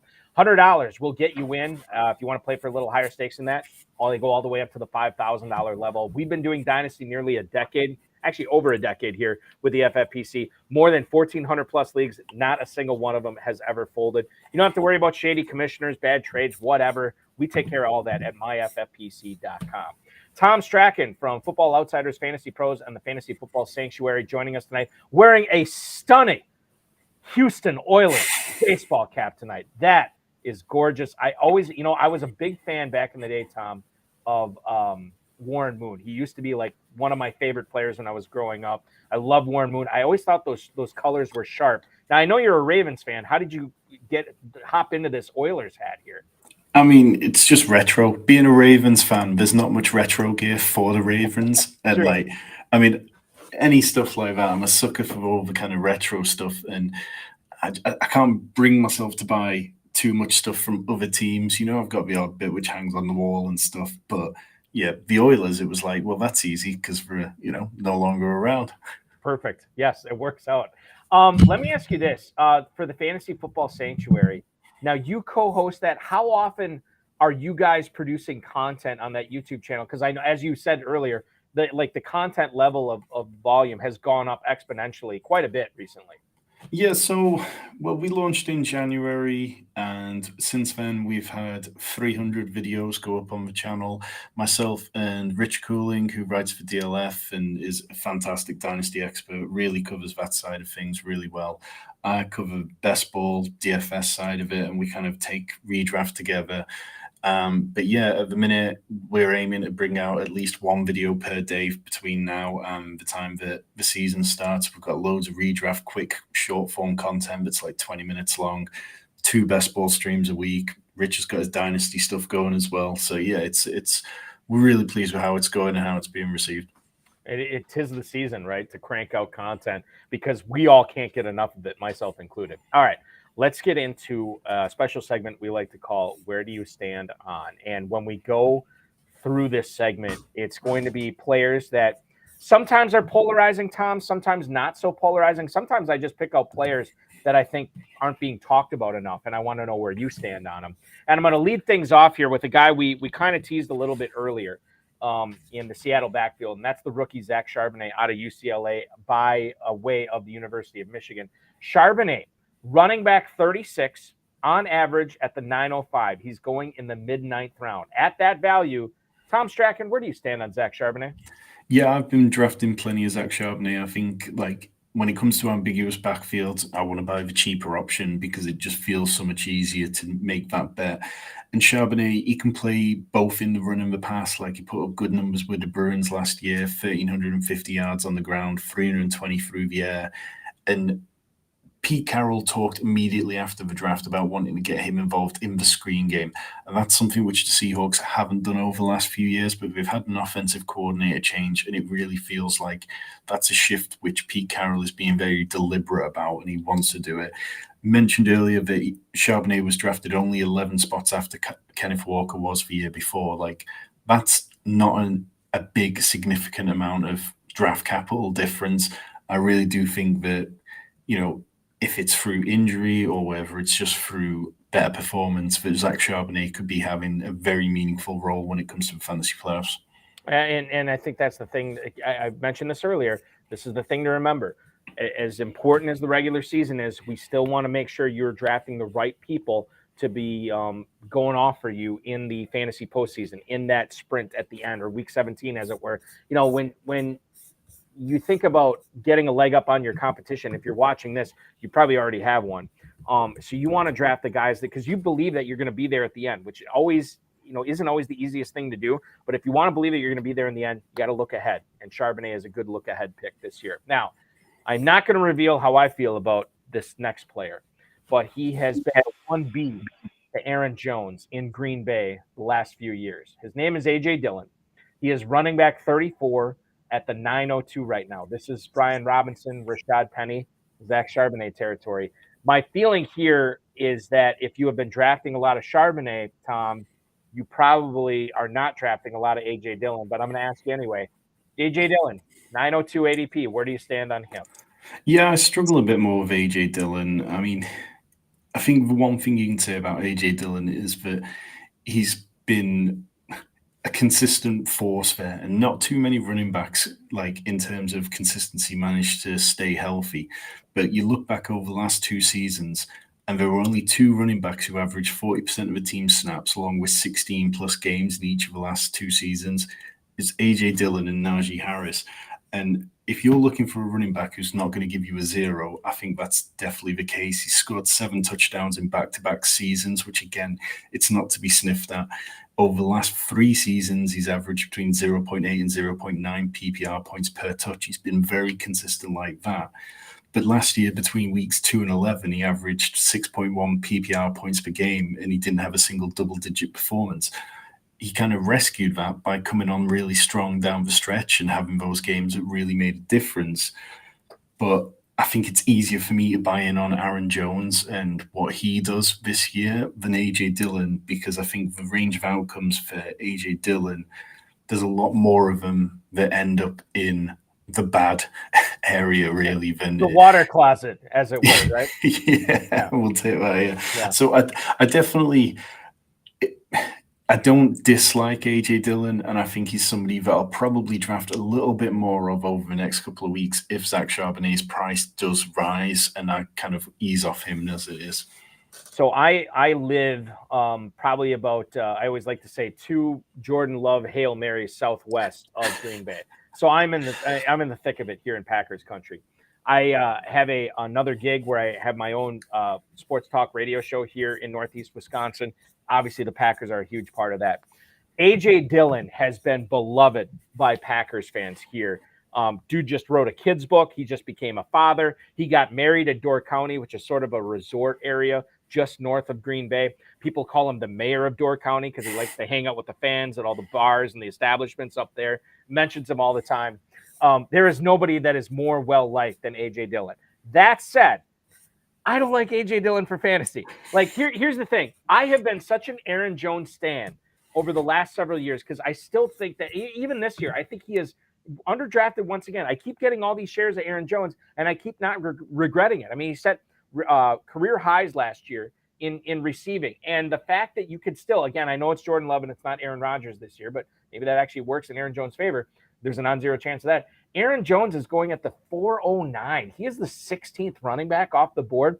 You could go zero, well, not technically zero RB, but you could avoid running back in the first 3 rounds and get this dude as your number 1 running back. He's going to catch a lot of passes. They still work in between the tackles. He doesn't have the body for it. He has never had the body for it, and yet he continues to do it over the course of his career. I'm buying into Aaron Jones at this point, ladies and gentlemen. He's going to get it done again this year. The problem with A.J. Dillon is that I think he's more of a one-dimensional back. I don't believe that he's ever going to develop into be a three-down banger. I think the Packers let him go to free agency this offseason. I don't believe they re-sign him. And I think, as you kind of alluded to, and again, I don't want to put words in your mouth, but he has been very touchdown dependent as far as fantasy purposes go the last couple of years. Those, while he has been consistent, those still are fluky numbers. And when you consider A.J. Dillon's ADP right now, which I already cited, going in the Charbonnet area in the early 9th round, I'd rather have Charbonnet. I'd rather have Rashad Penny, a guy that I could make all the same arguments about that I made with Dillon, but Penny is on a much more explosive offense there. Samaje Perine, Devin Achane, Khalil Herbert, who you talked about earlier. I think all these guys offer more upside than A.J. Dillon, and they're all going at least a half round, sometimes to a full round later on them. I could never say this on the air in Northeast Wisconsin. This is so therapeutic and cathartic for me to get this out tonight. I won't be drafting A.J. Dillon anywhere. I don't have any of my dynasty teams, and I'm going to sleep well knowing that I will not have him. Now, you said if Charbonnet ends up, his ADP goes up, you might be looking at Dillon a little bit more. And while I don't necessarily say I won't be doing that, man, I don't see it. Like, I'm looking for league winners at that point in the draft, and he's not one of them. I think I agree with so much of what you said. I mean, like, his yards per carry, missed tackles force percentage, rushing EPA, and fantasy points per touch all hit career lows last year, whilst Aaron Jones stayed consistent, and Aaron Jones has been nothing but consistent. I think for me, one point which kind of draws me back to him is the whole Week 17 correlation thing. If you're playing in one of these massive tournaments with a huge final, they play Minnesota in Week 17, and it just feels like, okay, they could be in a situation where they're going to have to score points, and do those points come through A.J. Dillon? I think it's more likely they come through Aaron Jones. But if I'm if I'm drafting from the 101 and I've got Justin Jefferson, do I just sprinkle in a few teams with A.J. Dillon? I'm not against it completely. Let's get to somebody I don't think you're against completely at all. That's Rashad Bateman. Rashad Bateman, wide receiver 51 at the 10-12. Now, these three guys, I've mentioned this on the show before, the three guys in Baltimore, Zay Flowers, Rashad Bateman, and Odell Beckham, a month and a half or so ago, they were tightly bunched, right? I mean, they were pretty much going all at the same spot. There has been some differentiation here. There's been more clarity. Zay Flowers has separated himself. He is now going in the late 8th round. Rashad Bateman and Odell Beckham have plummeted. Well, plummeted is too strong of a word, but they've fallen. Bateman is now a late 10th round pick. Odell Beckham is an early 11th round pick. I want to talk about Bateman here, the guy who was on the PUP. He's no longer on the preseason PUP. He's practicing. Tom Strachan, noted Ravens fan. Where do you stand on one Rashad Bateman at the end of the 10th round? Rashad Bateman's my highest exposed player that I've got this year. But what I would say is that this was always the plan with the Ravens and Bateman. You go back to sort of even around the draft, and they were talking that they weren't going to rush Bateman back. They've seen what happens when you rush players back over the last couple of years and how bad it can be for what goes on in season. So they were always going to take it easy. They were fine knowing that as long as he got on the field in training camp after a couple of weeks, that he'd have enough time to ramp up before the season. And you look at what he was doing in training yesterday, and he's moving so fast. He's not walking gingerly or anything. And you go back and look at OTAs, and he was. So for me, my plan was always that I was going to load up on Rashad Bateman now before the price rose. And already I've been in slow drafts over the last 24 hours where I'm seeing him go 2 rounds ahead of his ADP, right back to where it was a month ago before he got put on the PUP. And it's like, that's not the way I want to get exposure to any player. I think what Bateman does so well is we saw it in a limited amount last year, but Lamar wanted to target him downfield. He had 7 deep targets in a matter of like a few games before he was lost for the season. And it feels like that's what the Ravens need. Zay Flowers is going to win near the line of scrimmage. He's going to win in areas of the field which Lamar's good at throwing to. Mark Andrews is going to do that. But if Bateman can play the field stretcher as well as playing near the line of scrimmage occasionally, then I'm all about that. I think that this is going to be a very explosive offense under Todd Monken, and wheels up. We're talking with Tom Strachan here from Fantasy Pros, the Fantasy Football Sanctuary, and of course, Football Outsiders, talking where do you stand on certain players here. And this one caught me off guard. I was stalking your X or your Twitter, whatever you want to call it, Twitter or X if you're nasty, as I always say. Van Jefferson. Maybe it's because I spent so much time on this show talking with guys like Derek Brown from Fantasy Pros, who is a big Puka Nacua fan. And other people that were Nacua fans and other people who like some other Rams pass catchers this year, even in the wake of the Cup injury, they were turning on to Tyler Higbee. You like Van Jefferson. Now, Van Jefferson he's not free, but you can get him pretty cheap. Wide receiver 67 in the mid-15th round of the Fantasy Pros Championship, a player that we have seen steamed up before in drafts, and a player who is playing, we think, on a bad team that has, and I use this term a little bit lightly here, a Hall of Fame quarterback throwing to him. I feel like the quarterback is competent enough to get the ball to Jefferson, and the defense is bad enough to make Jefferson worthwhile here. Is that the way you see Jefferson in the mid-15th round? Tom Strachan, where do you stand on Van Jefferson? Yeah, and I'll just caveat it by saying this is best ball only in managed leagues. I'm not sure it's going to be ever easy to start Van Jefferson, but according to Jordan Rodriguez of The Athletic, he's the clear wide receiver behind Cooper Kupp. I think, possibly in terms of team target share, we might see him end up being the third target on the team when all is said and done. But yeah, the Rams defense looks awful. There's no real competition behind Cooper Kupp.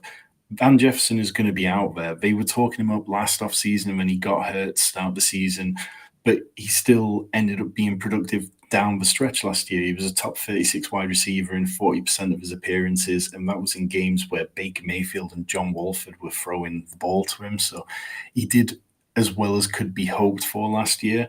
And if you're telling me that he can turn in another 5 top 36 wide receiver performances this year, I'd buy that all day for where you can get him. And I think I'm a big proponent of stacking. I think you look at where his ADP goes, it's very easy to add him or Tyler Higbee to a Matthew Stafford stack later on if you're finding yourself without a stack at that point in the draft. And yeah, it's not a player that I'm going to be massively aggressive on, but I think we have a clear defined role for him. And unlike Puka Nacua, Tutu Atwell, he just kind of fits an okay profile, which I'm fine with, whereas they're more outliers in some ways. Yeah, and I think that makes sense too. And like Jefferson is a guy that I have drafted late in previous seasons, and and not that I've been taking Nacua this season, but I think I have to start taking a long, hard look at, when I like to have my receiver positions filled by the 15th round because I don't see a whole lot of value after that. Again, I'm talking about a managed leagues, not in best ball. Best ball would make more sense too. But I think, and that's what your argument here is with Jefferson. I'm going to have to take a long, hard look there. And I think Jefferson could make some sense there. Even though you don't think of him as the prototypical spike week player, I think he still could have some this year as well. We are talking with Tom Strachan from Fantasy Pros. I want to, how do I talk about this? I'll bring this up the way I normally do, I guess. Kyle Pitts has been polarizing ever since even before he was drafted, quite frankly. He was polarizing in FFPC Dynasty rookie leagues. He was polarizing in the FFPC main event that first year. He was polarizing in FFPC leagues last year, and he's polarizing again this year in the Fantasy Pros Championship. We've seen guys have issues. We've seen people have issues like, where do I draft this guy? Because I see that the sky is the limit for him. He's got this incredibly high ceiling. But I also see the potential for downfall. Last year, the downfall was injury. This year, you're still dealing with Arthur Smith there, which I think is kind of a wild card as far as a head coach. And you have a talented wide receiver in Drake London and a super talented running back in Bijan Robinson that could be taking away targets from Kyle Pitts. Now, this year, and this is always the equalizer. Okay, Balky, well, where is he going in FFPC drafts? Right now, Kyle Pitts is being drafted as the tight end 6, Tom Strachan, in the early 5th round. He is behind Waller and Kittle. He is ahead of Dallas Goedert, but only slightly. Where do you stand on Atlanta tight end Kyle Pitts?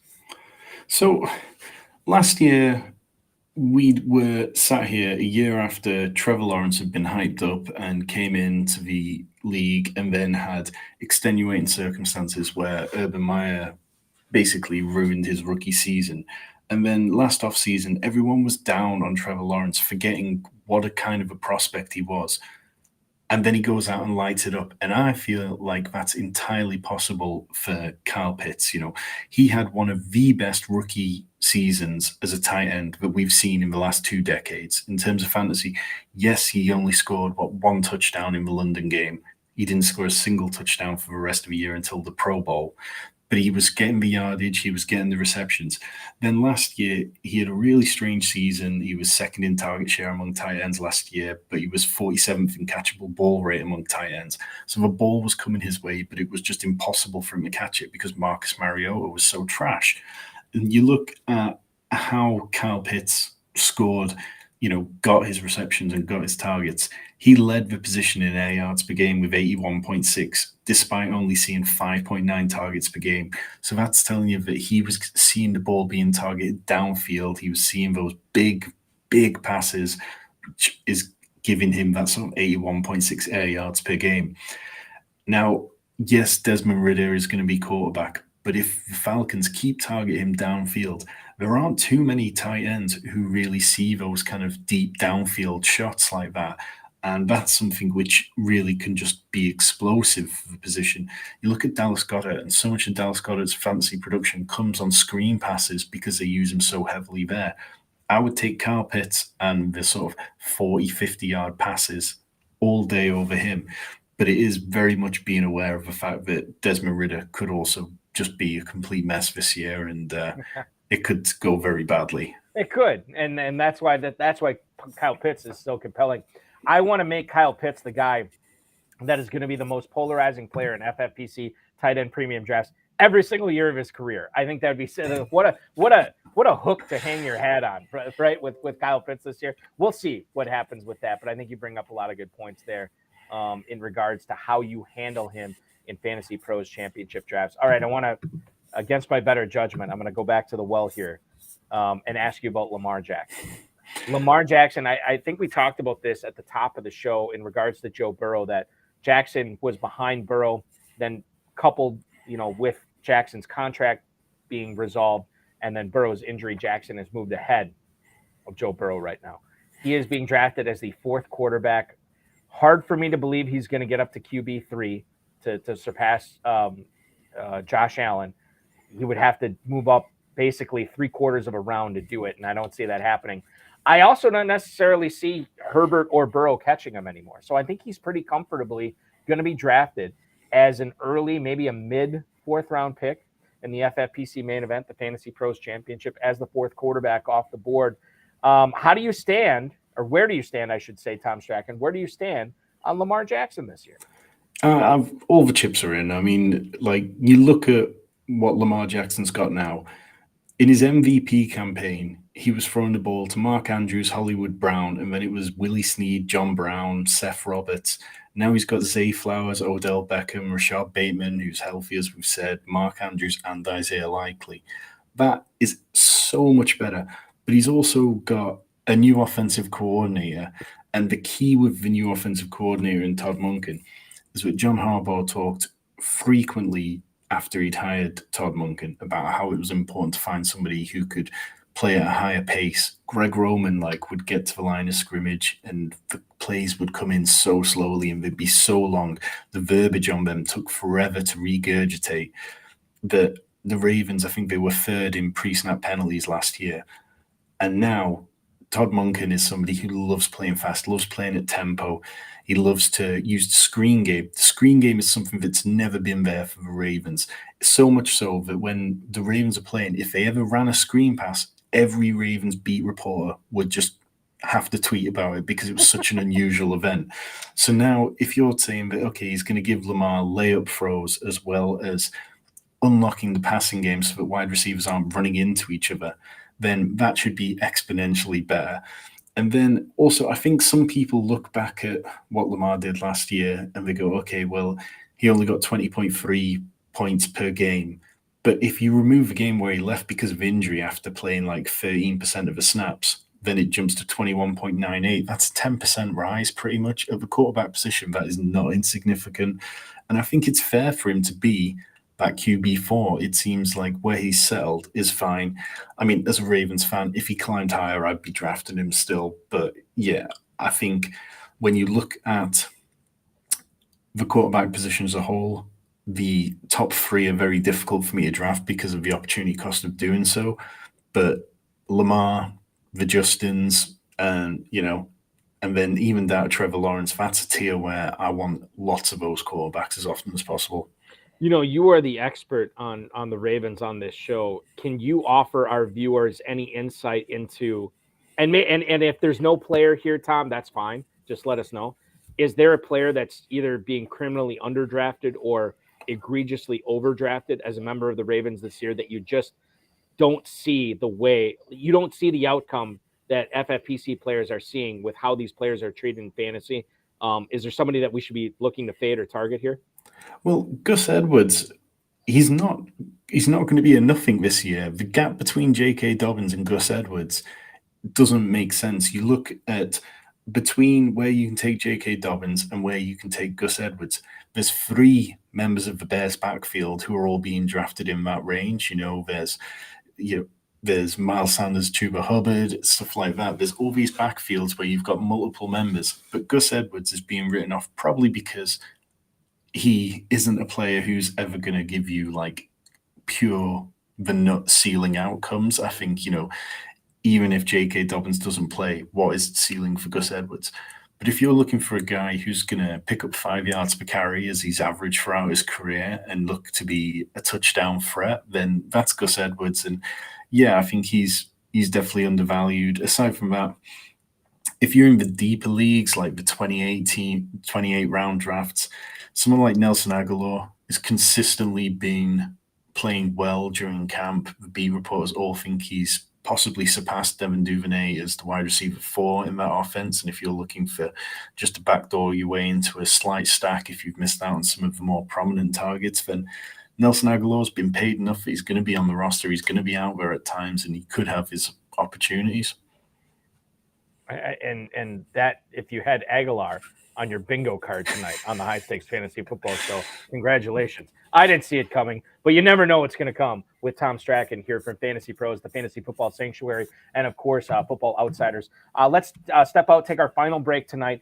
When we come back, we've been talking about the FFPC Pros versus Joe's drafts. The Better Sports Network's been re-airing all our coverage on it, so it's such a fascinating thing. We're going to get into it in a little bit. Tom Strachan are you still drafting in that draft right now? No, it's all done now. All done. Okay, perfect. So we'll be able to analyze your draft. I have a few picks I want to center on and find out what you were thinking when you made those picks. Not necessarily bad, but I want to get into your mind when we get into it, and find out if you believe that you're going to be drafting for free in the 2024 FFPC main event. Tom Strachan from FantasyPros, Eric Balkman from the FFPC. That's me. The High Stakes Fantasy Football Show on the Better Sports Network rolls on right after this.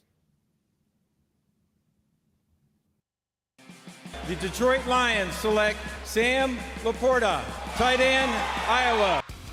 Had to go with your boy Sam Laporta there to pair with TJ Hawkinson. Sammy, I couldn't double down on rookie tight ends. I think that would that's taking it a little too far.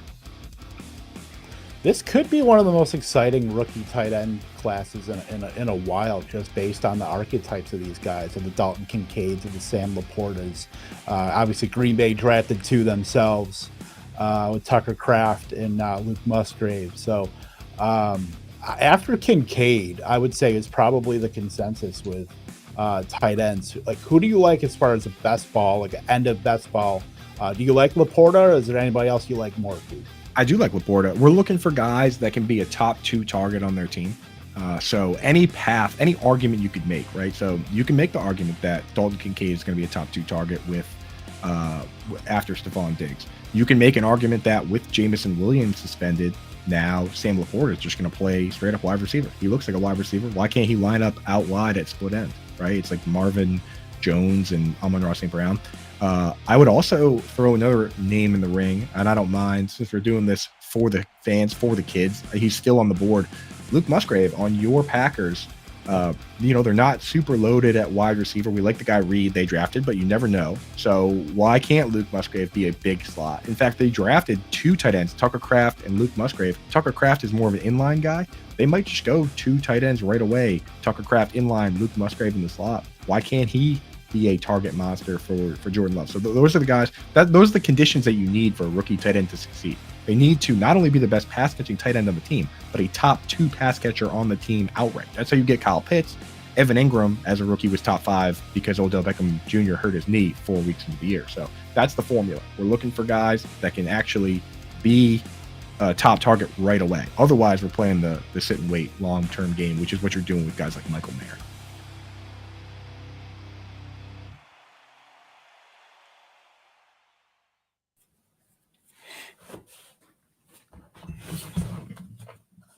It's the High Stakes Fantasy Football Show on Better Sports Network.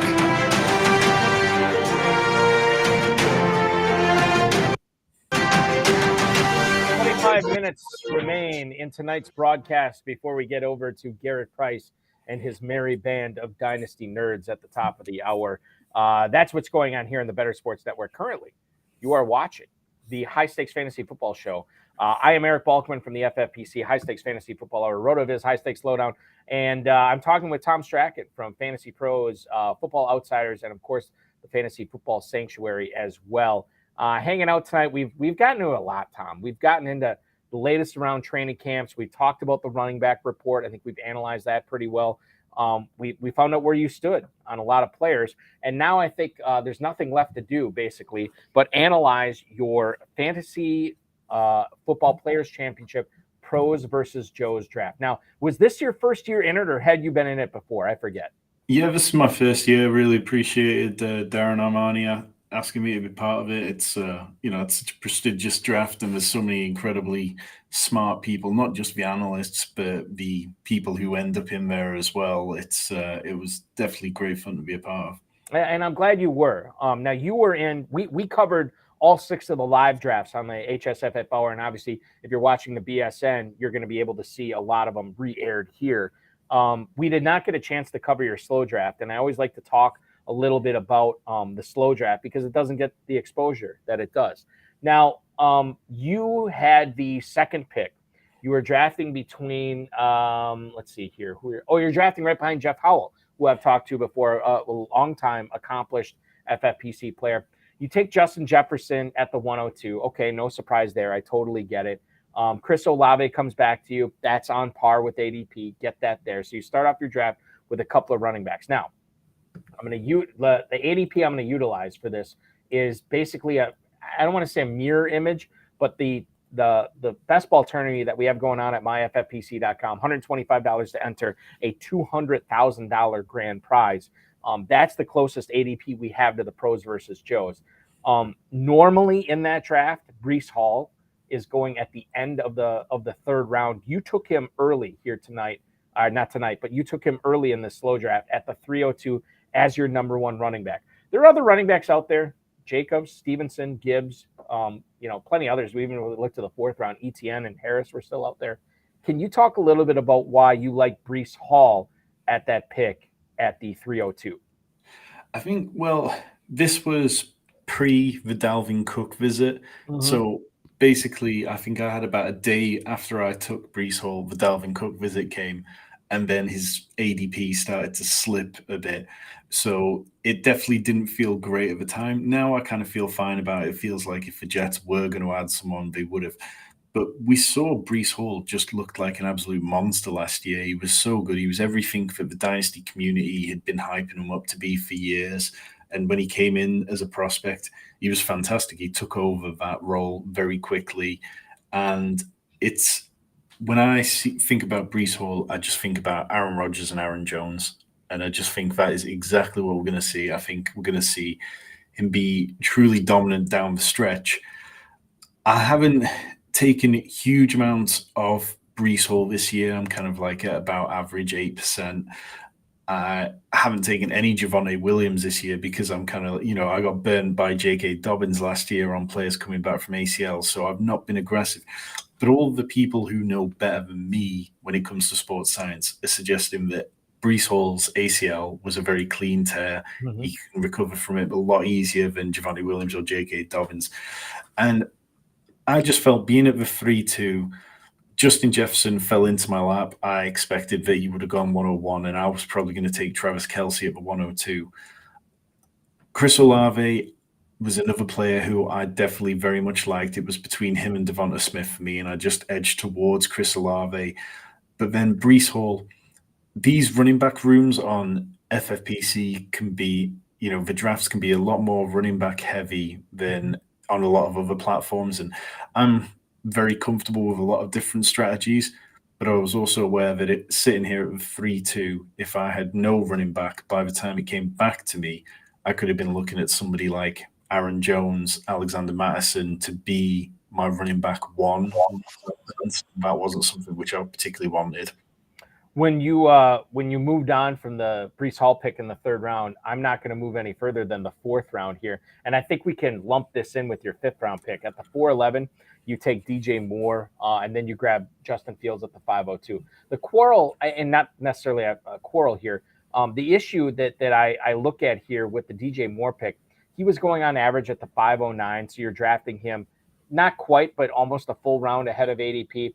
You get Justin Fields a little bit before ADP, but I think the Moore pick makes sense there that you pair Fields with him. Again, first place gets a free entry into the main event in 2024. Second place gets not even a pair of socks. Like, you get nothing for second. Like, it is all about getting first place here.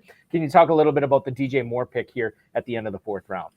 Yeah, so basically, I wasn't too stressed about the ADP in this tournament because it's so much more condensed than a normal best ball tournament. In a normal best ball tournament, it's not something I would have done. I don't think what I perceive DJ Moore's ceiling to be and stuff to be that great above it.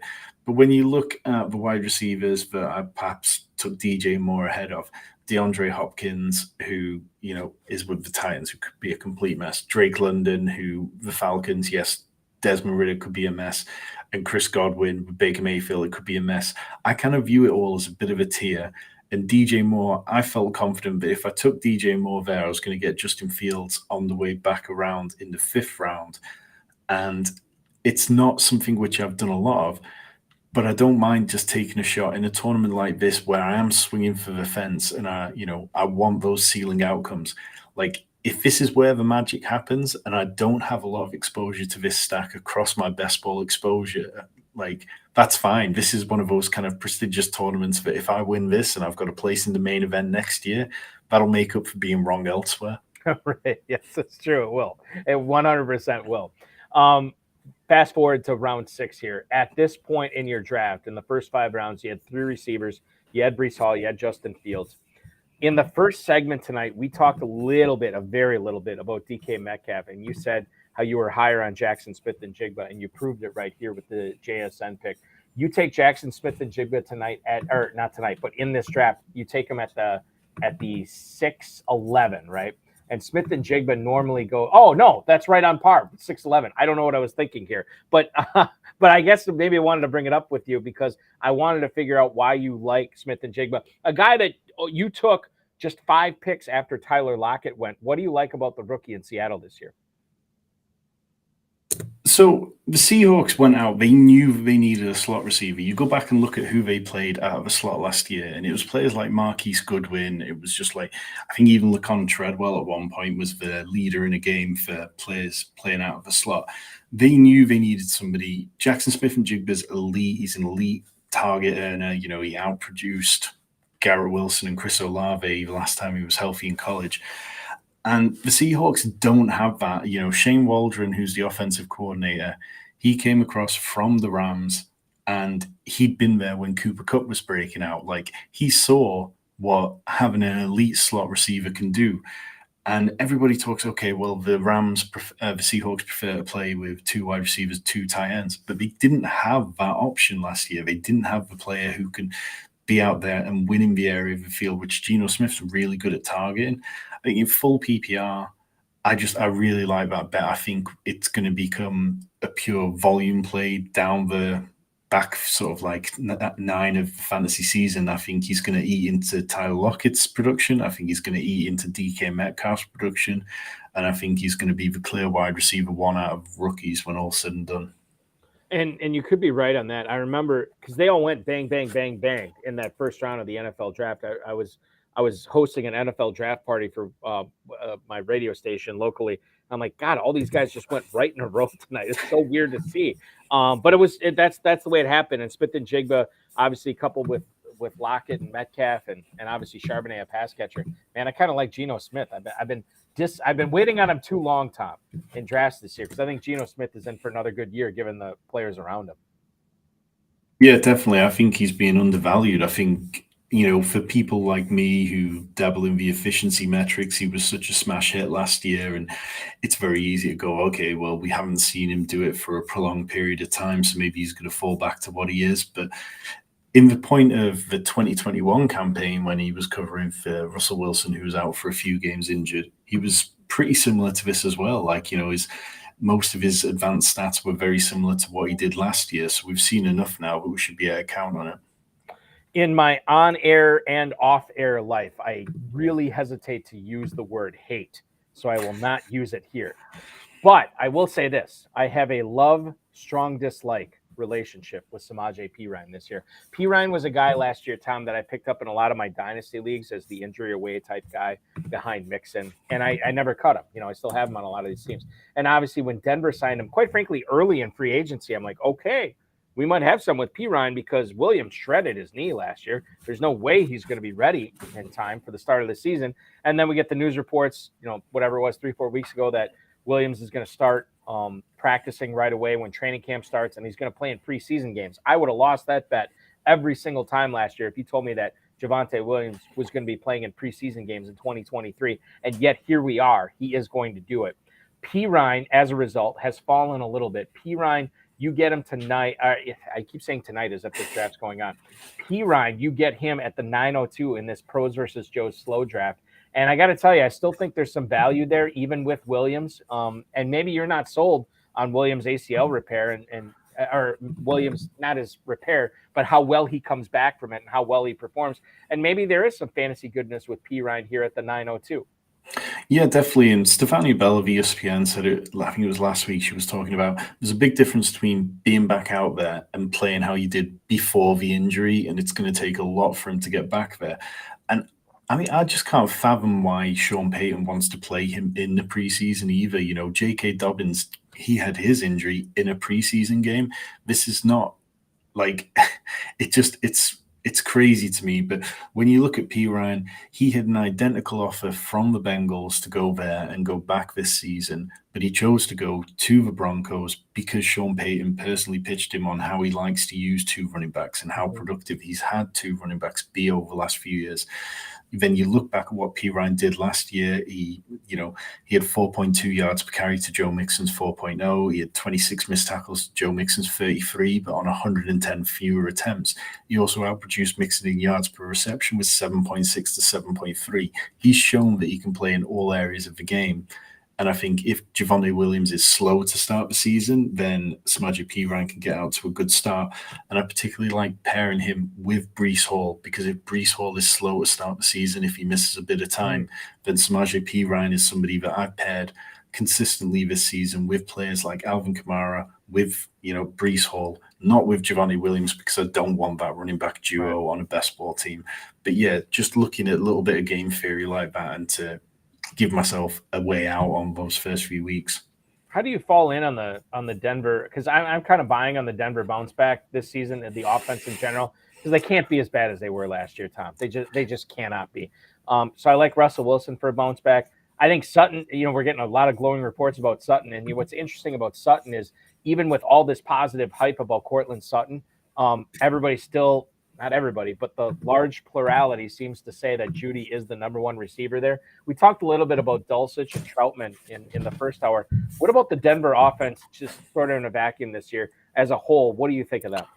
Yeah, I'm definitely backing on them. I think, there was a little bit of a silver lining last year once Nathaniel Hackett had been fired, that Russell Wilson then was a top 5 quarterback in 2 of the last 3 weeks of the season.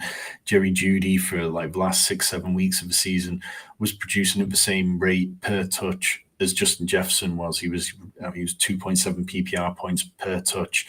And the only difference was that the Broncos were such a horrific team and they weren't able to stay on the field and create drives, whereas the Vikings were doing that. And that was the big difference. And Jeudy was really struggling like that. So I'm in on Judy, I'm in on Russ, I'm in on Sutton now, and I'm in on Mims. I think I was in on Tim Patrick. I'd sort of been at about 10-12% of my portfolio was Tim Patrick, because over on 20 round best ball you were getting him in round 20, and it seemed like a nice bet to make. And I feel awful for him at this point, but now you just go, okay, well, Marvin Mims is a clear runway to take off, and Greg Dulcich, as we talked about before. So if you like all those pieces, you kind of have to be in on the quarterback at a certain point. This was the lesson from the Seahawks last year. If you like Tyler Lockett and if you like DK Metcalf, then you probably need to make a bet on one of the quarterbacks. A guy who co-hosted this show with me 3-4 weeks ago, I can't remember who it was, from the GOAT District, John Daniel. He's one of his phrases, always be stacking. And he likes to get these late round stacks, right, where it's a low cost. Scott Connor, who's actually co-hosted the show with me too, from Dynasty Trades in 5, he likes these late stacks too.